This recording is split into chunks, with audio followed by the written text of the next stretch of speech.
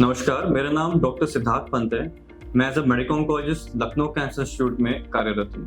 आज हम बात करेंगे इंडिया में मोस्ट कॉमन कैंसर्स जो होते हैं तथा उनको कैसे प्रिवेंट बचाया जा सकता है तथा उनका क्या ट्रीटमेंट होता है। इंडिया में सालाना 14 lakh new cancer cases diagnose होते हैं। इसमें से मेल्स में सबसे कॉमन पाया जाने वाला कैंसर मुंह का कैंसर होता है तथा उसके बाद लंग कैंसर होता है। जब बात करते हैं हम लोग फीमेल्स की, तो सबसे कॉमन कैंसर ब्रेस्ट कैंसर होता है और उसके बाद गर्भाशय यानी सर्वाइकल कैंसर सबसे ज्यादा कॉमन होता है। लाइफस्टाइल एक बहुत इंपॉर्टेंट फैक्टर है कैंसर के इंसिडेंस में। देखा जाए कुछ कैंसर्स ऐसे होते हैं जिनको हम लोग लाइफस्टाइल डिजीज बोलते हैं, जो बेसिकली हमारे रहन सहन, खान पान तथा कितनी हमारी फिजिकल एक्टिविटी होती है उस पर डिपेंड करता है। कुछ कैंसर्स ऐसे होते हैं जो हमारे पुअर तबके के लोग जाएगी, जो लो सोशो इकोनॉमिक स्टेटस जहाँ पर रूरल एरियाज में पाए जाते हैं, जैसे हमारा सर्वाइकल कैंसर है और हमारे अन्य प्रकार के कैंसर है जो फीमेल रिलेटेड होते हैं।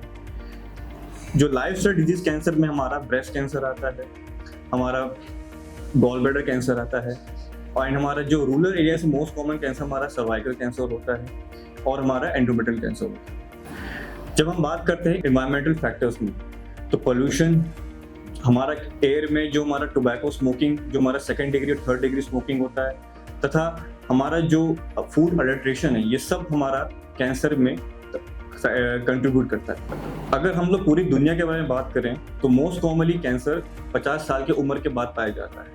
इंडिया में usually cancers younger age population में ज़्यादा पाया जाता है। अगर हम बात करें मुंह के कैंसर के बारे में, तो ओरल कैविटी कैंसर, जिसमें से टंग कैंसर और हमारा चीक यानी बकल म्यूकोसा कैंसर यूजुअली 45 से 50 की ईयर में पाया जाता है। अगर हम बात करें ओवेरियन कैंसर, तो ये यूजुअली 30 से 50 ईयर्स एज के ग्रुप में पाया जाता है। Cervical cancer and prostate cancer usually older adults यानी 50 साल की उम्र में या 40 साल से 60 साल की उम्र के बीच में पाया जाता है। आज से 20 साल पहले इंडिया में जो कैंसर्स यूजुअली 50 साल की उम्र में ही डायग्नोस होते थे, पर पिछले कुछ 10 सालों में टोबैको कंजम्पशन काफ़ी इंक्रीज हो गया है इन यंग लोगों में। इन यंग पॉपुलेशन में टोबैको कंजम्पशन की वजह से जो incidence of oral cavity cancer वो काफ़ी इंक्रीज हुआ है। अगर हम बात करें ब्रेस्ट कैंसर के बारे में एंड हमारे ओवरियन कैंसर के बारे में, ये भी यूजुअली यंगर पॉपुलेशन में ज़्यादा पाया जाता है, again because of the lifestyle disease. तो ये जो हमारा एनवायरमेंटल फैक्टर और जो लाइफस्टाइल डिजीज है, इसमें हमारा जो प्रेजेंटेशन एज ऑफ प्रेजेंटेशन जो हमारा कैंसर का है, वो उसने हमारा शिफ्ट किया है 10 साल से पहले पीछे। तो तीसरा सबसे बड़ा फैक्टर है स्ट्रेस। आज के ज़माने में जो वर्कलोड है और जो हमारी जिस तरह की लाइफस्टाइल है, जिसमें हमारा वर्क जो हेल्थ रिलेटेड जो हमारे फिजिकल एक्टिविटीज़ हैं, ये सब हमारा काफ़ी कम हो गया है। तो lack of physical exercise, obesity, ये सब हमारी लाइफस्टाइल रिलेटेड चीज़ें हैं जो हमारे डायरेक्टली कैंसर इंसिडेंस में इंक्रीज करती हैं। फॉर एग्जांपल ब्रेस्ट कैंसर हो गया, ओवरियन कैंसर हो गया, एंडोमेट्रियल कैंसर हो गया। एक और फैक्टर जो हमारा लाइफस्टाइल रिलेटेड डिजीज कैंसर्स में इंक्रीज होता है वो है हमारा मेनार्की एंड मेनोपॉज। सो आज के ज़माने में जो फीमेल्स हैं उनकी जो लेट मैरिज होती है, child birth at late age पे होता है, उससे हमारा जो लाइफस्टाइल रिलेटेड जो कैंसर जैसे हमारे ब्रेस्ट कैंसर है, ओवरियन कैंसर है, इनके इंसिडेंस बढ़ने के ज़्यादा चांसेस रहते हैं। So definitely younger population because of ये जो हमारा टोबैको का यूज है, जो लाइफस्टाइल डिजीज है, ओबेसिटी है, लैक ऑफ फिजिकल एक्सरसाइज है, ये सब कंट्रीब्यूट करता है। इंडिया में मुंह और गले का कैंसर में टोबैको सबसे ज्यादा कॉमन पॉजिटिव एजेंट होता है। टोबैको हमारे 2 प्रकार का होता है, smokeless and non smokeless. Smokeless में हमारे बीटल नट, अरीका नट, तंबाकू, खैनी, गुटखा, और हमारे जो स्मोक वाले होते हैं उसमें बीड़ी, सिगरेट और चिलम। टोबैको में 7000 तरह के केमिकल्स होते हैं जो हमारे डायरेक्ट डीएनए में म्यूटेशन कॉज कराते हैं और डीएनए डैमेज करते हैं, जिससे हमारे म्यूटेशंस होते हैं और कैंसर सेल्स इंक्रीज होते हैं। दुनिया में 30% कैंसर टोबैको रिलेटेड होता है and 70% of this cancers they usually are affecting the upper GI tract, हमारे खान पान का जो खाने का रास्ता होता है, जो मुंह का रास्ता होता है, इवन इसके अलावा हमारे यूरिनरी ब्लैडर, ये सब चीज़ें होती हैं। अगर हम बात करें कि किस कैंसर को हम लोग जल्दी डायग्नोस कर सकते हैं, ब्रेस्ट कैंसर एक ऐसा कैंसर है जिसको हम लोग अर्ली स्टेज में डायग्नोस कर सकते हैं। उसके लिए ब्रेस्ट कैंसर स्क्रीनिंग प्रोग्राम्स बहुत इंपॉर्टेंट होते हैं, जिसमें हम लोग पेशेंट को और पॉपुलेशन को एजुकेट करते हैं। हम लोग कैंप्स लगाते हैं कि किस तरह से हम लोग अपना सालाना एक चेकअप करा सकते हैं डॉक्टर्स के साथ, और हम लोग अवेयरनेस प्रोग्राम करते हैं।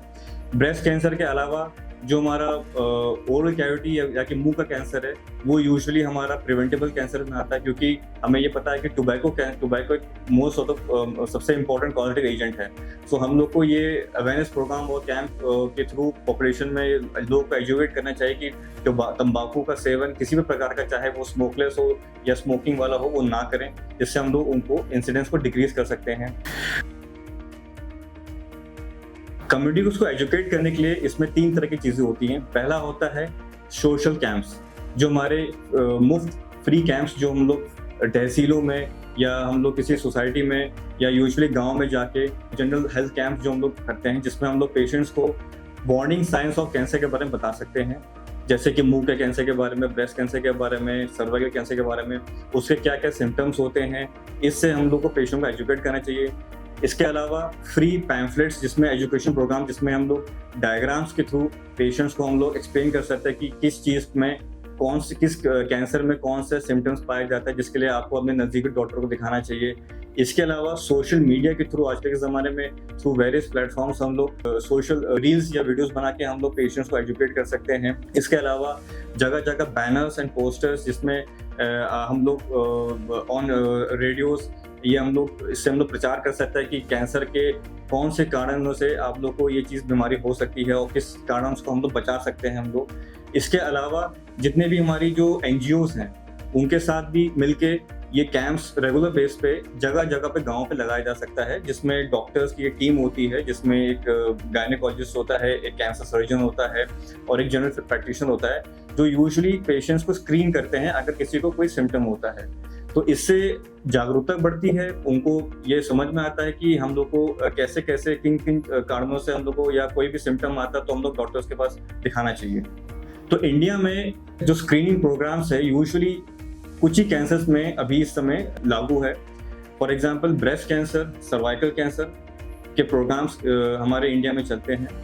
कोई भी स्क्रीनिंग प्रोग्राम या कोई भी कैंसर का जो हमारा अर्ली डायग्नोसिस होता है, वो बेस्ड होता है हमारा पेशेंट जब डॉक्टर के पास आके दिखाए कोई सिम्टम के लिए।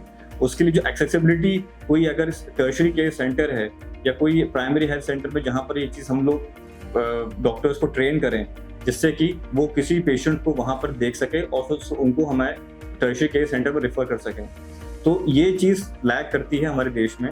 दूसरा ये है कि जो कैंसर के जो नॉलेज, जो वार्निंग साइंस है, वो हम लोग को जितने भी प्राइमरी हेल्थ केयर सेंटर्स में जो भी डॉक्टर्स हैं या कोई भी आशाएं हैं या फिर जो भी नॉन NGOs में हैं, जिसमें हम लोग इनको ये बता सकें कि अगर वो किसी पेशेंट के संपर्क में आते हैं जिसको कोई सी समस्या है, तो वो पेशेंट को सही जगह पर रेफर कर सकते हैं। तो ये जो एक्सेसिबिलिटी है, बेसिकली ये एक बहुत शॉर्टकमिंग हमारे देश में।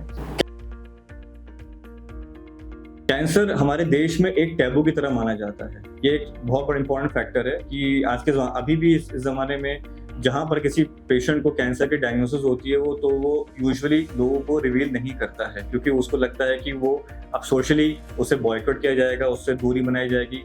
और बहुत लोगों को अभी भी ये लगता है कि कैंसर एक छुआछूत की बीमारी है, इसलिए वो लोग डॉक्टर्स को जल्दी दिखाते नहीं हैं। और जब वो डॉक्टर्स के पास फाइनली आते हैं तो बहुत ही लेट प्रेजेंटेशन में आते हैं, जिसमें पेशेंट को यूजुअली हम लोग सिर्फ पैलिएटिव केयर ही दे पाते हैं।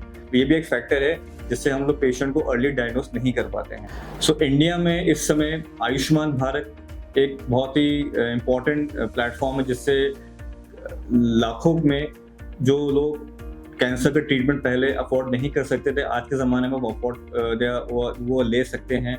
हमारे हॉस्पिटल में आयुष्मान से सर्जरी, कैंसर सर्जरीज, कीमोथेरेपीज और रेडियोथेरेपी होता है। और ये इंडिया में काफ़ी जगह पे आयुष्मान हॉस्पिटल जहाँ पे इम्पैनल्ड हैं, उनमें ये जो गरीब लोग हैं जिनको एक्सेस नहीं हो पाता इन सब ट्रीटमेंट का, उनको ये ट्रीटमेंट मिल जाता है फ्री ऑफ कॉस्ट। और तो ये एक बहुत बड़ी पहल है सरकार की तरफ से, जिससे काफ़ी लोगों को बहुत फ़ायदा होता है। और इसके अलावा जो हमारी कुछ कीमोथेरेपी के ड्रग्स की कॉस्ट है, पिछले कुछ सालों में काफ़ी कुछ उनका कॉस्ट कट डाउन हुआ है, जिसकी वजह से ईज़ी एक्सेस हो गया है पेशेंट्स को, और ट्रीटमेंट में इससे बहुत फ़ायदा हुआ है, जो हमारा सर्वाइवल है काफ़ी इम्प्रूव हुआ है इसमें। टोबैको के अगेंस्ट गवर्नमेंट ने काफ़ी कुछ काम किया है, जैसे कि सिगरेट पैकिंग्स जो होती हैं उसमें उन्होंने फ़ोटोज़ लगाई हुई है कैंसर की, जो डिज़ीज़ ओरल कैविटी डिज़ीज़ की, जिससे पेशेंट्स को ये रहे कि भाई इससे क्या क्या नुकसान होता है। इसके अलावा जो एड्स आते हैं, जो हमारे नॉन अल्कोहल एड्स और जो टोबैको फ्री एड्स, बेसिकली उस पे जो पहले जो हमारे आज से 15 साल पहले जो हमारे टोबैको के एड्स होते थे उस पे बैन लगाया है। तो ये बेसिकली एक पिछले 10-15 सालों में डेफिनेटली हमारा कैंसर इंसिडेंस पे इससे बहुत फ़र्क पड़ा है, और आयुष्मान डेफिनेटली एक बहुत इंपॉर्टेंट प्लेटफॉर्म है, जिससे काफ़ी लोगों को ट्रीटमेंट का फ़ायदा हुआ है। उन लोगों को डेफिनेटली जो गाँव के लोग हैं जिनको कभी ये सुविधा उपलब्ध नहीं थी। इसके अलावा मेरे ख्याल से जो भी सोशल मीडिया के थ्रू और जो एजुकेशन हम लोग और प्रोवाइड कर सकते हैं गवर्नमेंट को, तो ये चीज़ को और बढ़ावा देना चाहिए सरकार को। इसके लिए और बजट में हमारे लिए मेरे ख्याल से बजट इसका थोड़ा और बढ़ाना चाहिए, बिकॉज कैंसर के ड्रग्स अभी भी कुछ जो इम्पोर्टेंट ड्रग्स है काफ़ी महंगी अभी भी हैं, और आज के ज़माने में भी बहुत लोग, मैं मानूंगा कम से कम कि 40 से 50% लोग अभी भी जो क्यूरेटिव ट्रीटमेंट है वो नहीं ले पाते हैं। सो इसके लिए बजट हमें थोड़ा और बढ़ा के आयुष्मान की जो पैकेज है उसको थोड़ा रिवाइज करना चाहिए, जिससे और लोगों को भी फायदा पहुंचे, जितना भी हो रहा है उससे और लोगों को हुए। आखिर में बस मैं यही बोलना चाहूँगा कि टोबैको तंबाकू से दूर रहें, एक हेल्दी लाइफस्टाइल जिएं, और अगर वो किसी के संपर्क में आते हैं जिसको कैंसर के कोई लक्षण हो सकते हैं, तो उनको आप एडवाइस करें कि वो तुरंत किसी पास के डॉक्टर को दिखाएं और खुद से इलाज वो ना स्टार्ट करें। पेशेंट जितना जल्दी डॉक्टर के पास पहुंचेगा, जितना जल्दी उसको डिटेक्शन होगा, उतना उसका क्योर होने का चांसेस बढ़ेगा।